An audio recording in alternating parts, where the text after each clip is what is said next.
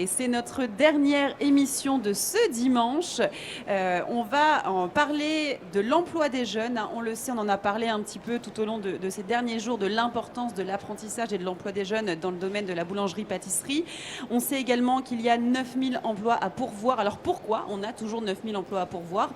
Comment ça se fait? Qu'est-ce qui se passe autour de l'apprentissage et de l'emploi des jeunes? Pour parler de ce sujet ô combien important, à mes côtés, nos invités de ce matin, Dominique Enract, président de la Confédération de la boulangerie et pâtisserie française. Rebonjour Dominique. Rebonjour Fanny.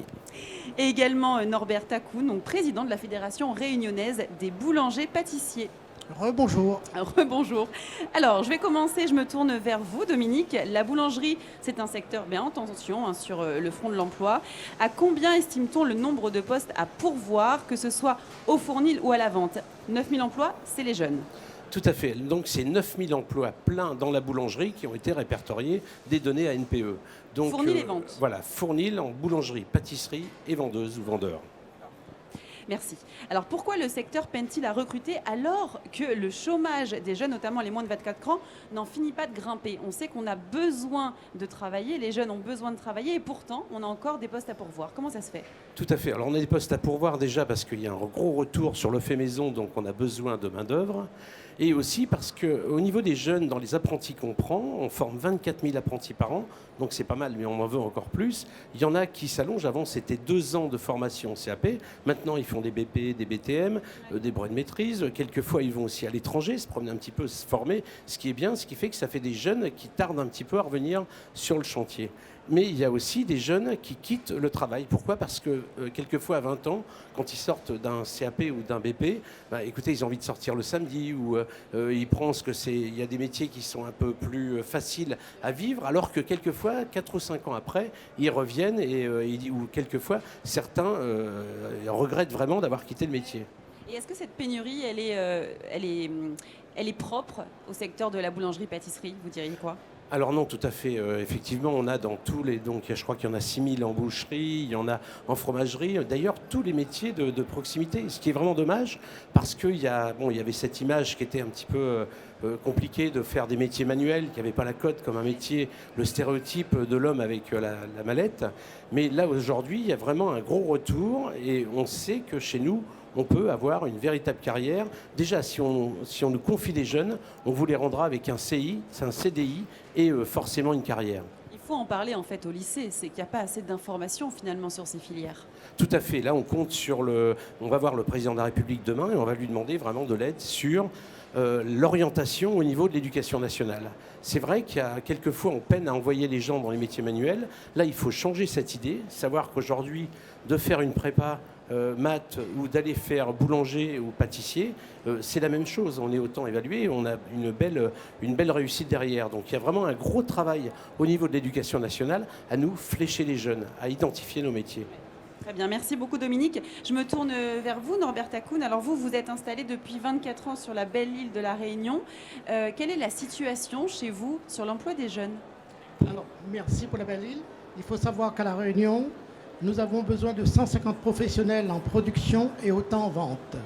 Alors, on a fait un recensement et comme le chef d'entreprise me disait qu'il ne trouvait pas du personnel, je me suis retourné vers Pôle emploi. Je leur ai dit, on a besoin de 300 personnes, en gros, pour la boulangerie-pâtisserie. Qu'est-ce qu'il y a dans vos fichiers? Alors, il se trouve que dans les fichiers, il y avait 1300 personnes inscrites. Je suis donc allé voir le préfet, je vais poser le problème. Et j'ai demandé au préfet l'autorisation d'interpeller Pôle emploi pour attaquer ce dossier.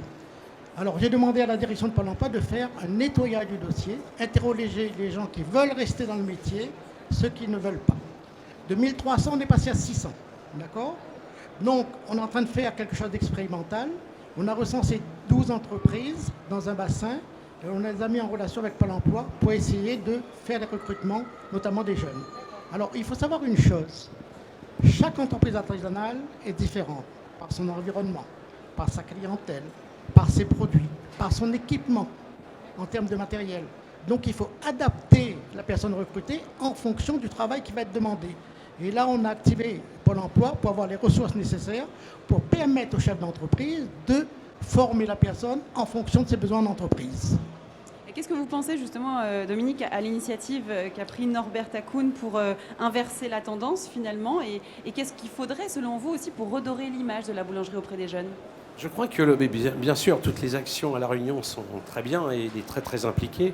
Moi, je pense qu'il faut déjà les deux façons pour avoir des jeunes dans nos métiers. C'est l'éducation nationale qui doit nous flécher des jeunes. On doit envoyer pas que des gens en période d'échec. Mais il faudrait aussi une chose importante, c'est que dans nos métiers, l'examen qui en fait est le bac chez nous, c'est le CAP. Et aujourd'hui, le CAP manque d'image et je pense qu'il serait très important, et ça on en a demandé au ministère, on fait la guerre pour ça, il faut qu'on ait des mentions.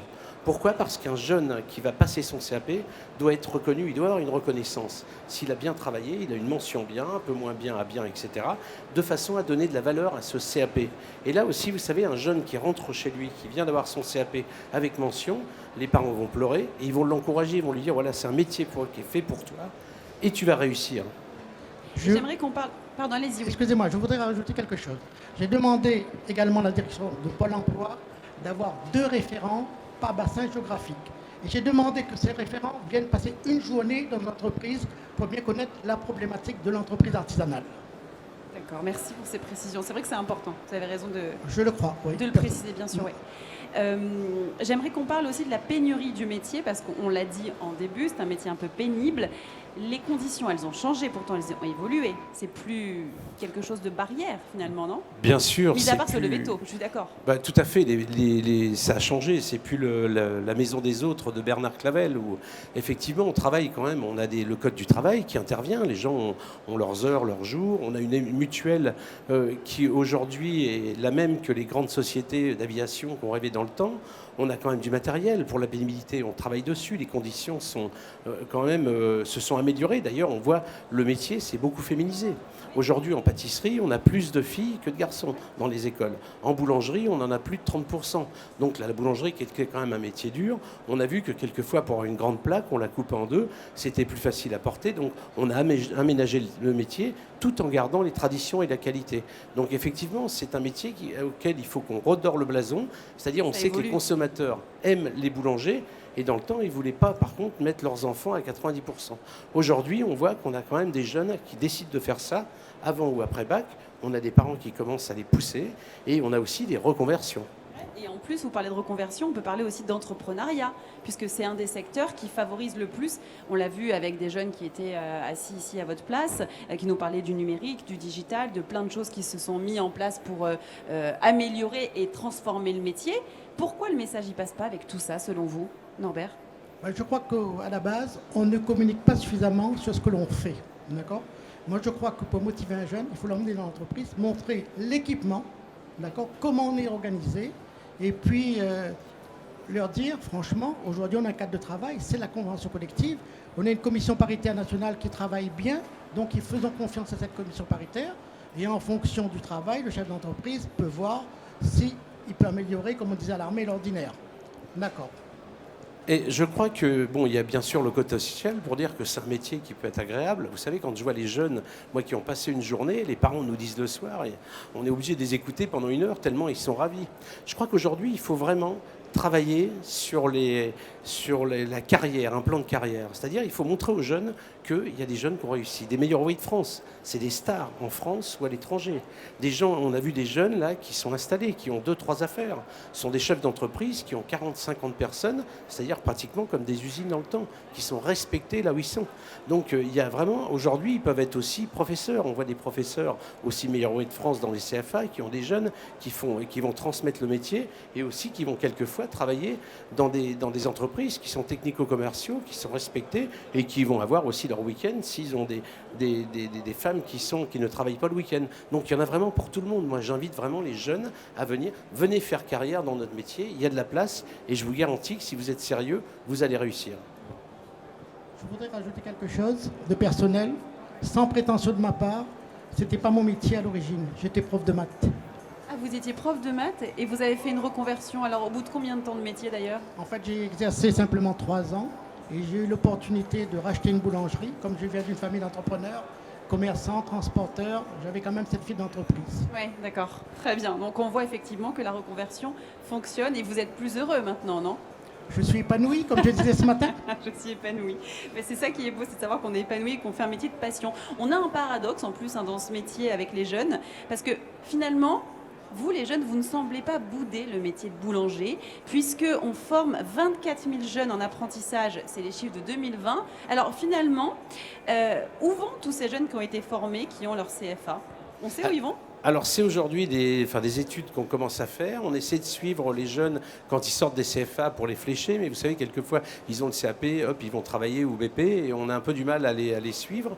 Donc on va arriver à savoir un petit peu où ils sont, mais on sait qu'il nous en faut encore plus. Et même si on veut développer ce fait maison, il en faudra encore plus. Vous savez qu'on voit aujourd'hui des entreprises qui font une gamme de produits, je ne sais pas, une vingtaine, mais s'ils avaient des personnes qui puissent, s'ils arrivaient à trouver des ouvriers boulangers ou des pâtissiers, ils feraient une trentaine de produits, ils feraient plus. Quelquefois, certaines personnes ferment une journée en plus parce qu'ils n'ont pas de main-d'œuvre.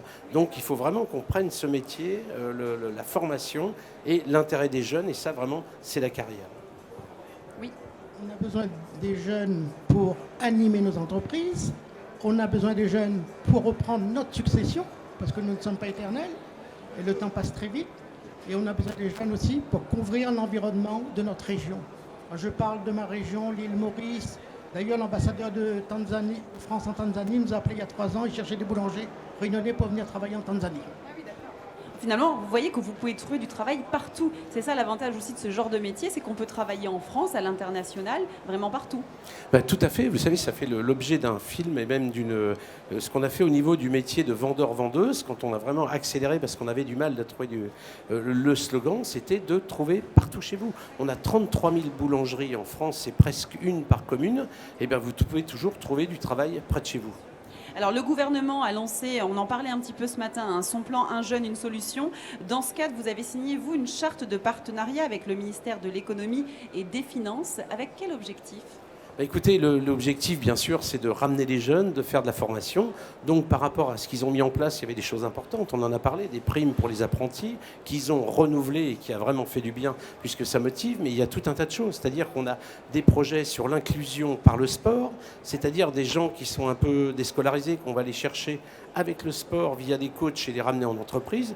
Donc, il y a beaucoup de projets. Ce qu'on veut, c'est donner à tous ces jeunes, quels qu'ils soient, en leur disant, voilà, des fois, ils me disent, je ne suis pas capable. Non, on va les chercher avec le sport, on va les chercher avec le métier, on va les chercher avec des primes, mais dans tous les cas, on va les chercher pour qu'ils viennent chez nous, qu'ils aient un métier, qu'ils s'en sortent bien. Un petit mot sur ce sujet, Norbert ? Je confirme ce que vient de dire le président. C'est vrai que, comme je disais tout à l'heure aussi, il faut ouvrir nos entreprises. Aujourd'hui, les choses évoluent très vite. Il faut quelque part aussi qu'on s'adapte. Oui. C'est vrai que l'adaptation, effectivement, c'est une chose importante. Et peut-être un dernier mot aussi pour dire que c'est vrai que le gouvernement a mis beaucoup de choses en place. Un jeune, une solution, mais c'est aussi des emplois francs.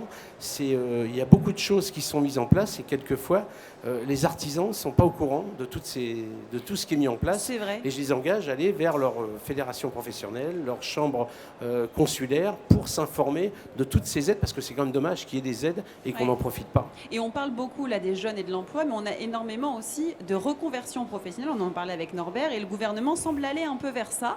C'est une opportunité aussi pour pallier à ce déficit. Tout à fait. Alors là, c'est quand même un sujet qu'on voit depuis une dizaine d'années où on voit des gens qui finalement sont dans des grandes entreprises, qui profitent d'un plan de départ et ils arrivent avec un peu d'argent et ils se disent ils veulent aller dans une entreprise où ils vont se réaliser, où ils vont être le patron chez eux. Et ça, c'est encore quelque chose pour les jeunes et aussi la reconversion. Mais chez nous, il y a des produits où on part des matières premières, on arrive avec des produits finis, on gère complètement notre fabrication, on gère notre clientèle, on est des indépendants.